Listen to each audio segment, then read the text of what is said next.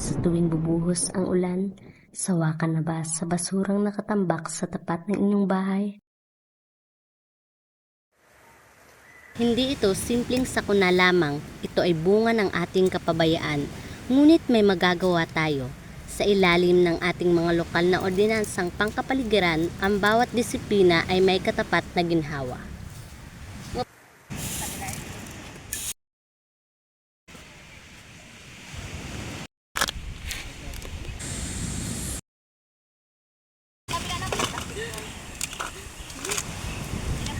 Ang anti-littering and plastic regulation ay bahagi ng solid waste management. Layunin nitong mabawasan ang basura at paggamit ng plastic upang mapanatiling malinis, ligtas at maayos ang ating kapaligiran.